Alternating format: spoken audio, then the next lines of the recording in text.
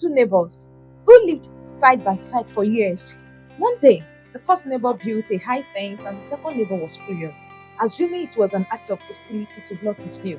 They stopped talking for months. Finally, they sat down to talk. The first neighbor revealed he built the fence to keep his new puppy from wandering into the road and getting hurt. No insult had been intended. There was no fight, just a wrong assumption. Many conflicts in our world don't start from hatred, but from a simple lack of clarity. This lesson shows that true peace isn't just silence or avoidance. It comes when we intentionally seek to understand God and through Him, understand each other. The historical and theological background of the lesson.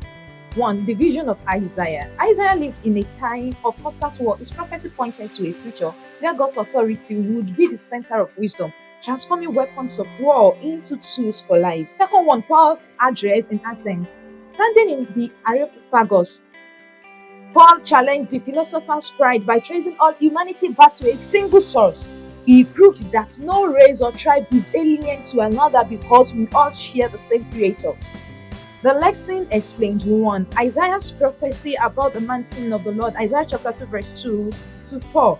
The mountain of the Lord represents God's supreme authority. Isaiah saw a future where nations stop fighting and flow toward God to learn His way. When we choose to learn instead of argue, our behavior changes and peace becomes our physical reality. Key takeaway. Peace starts with God. Divine authority is the only foundation that can settle international and personal disputes. 2. Learning God's way brings change. You cannot keep your old habits and expect new peace. 3. Understanding reduces conflict. When we prioritize learning over being right, the need for weapons disappear.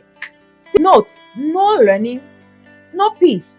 Lesson explained 2. God's desire for man to seek and find Him. Acts chapter 17 verse 26 to 28. God created all people from one source and placed them on earth so that they would seek Him. He is not a distant judge. He is closer than our own breath. Even those who do not acknowledge Him are still sustained by His air. This shared origin should humble us and change how we treat strangers. Key takeaways. 1. Humanity has one source. We are one family under one creator, so we cannot treat each other as enemies. 2. God wants a relationship with us. He is intentionally near everyone, hoping we reach out to find Him. 3. Knowing God brings unity. When we realize how close God is to our neighbors, it becomes harder to hate them. Note, if we come from one God, we cannot treat each other as enemies. Understanding must move from the head to the hands. Knowing the truth is not enough if it doesn't change your attitude at the gate. Peace requires intentional effort, and every believer is responsible for the atmosphere they create in their home or community. Key takeaway. 1. Knowledge must lead to action. Understanding that doesn't bring change, that doesn't change you, is just empty information. 2. This requires effort. It is an intentional choice to settle issues rather than fueling tension. 3. Everyone has a role. Christianity is practical. You are either adding peace or adding friction. Note, understanding that doesn't change you will not help you. Practical actions for learners. 1. The peace settlement. Settle one specific misunderstanding this week by choosing dialogue over defense. 2.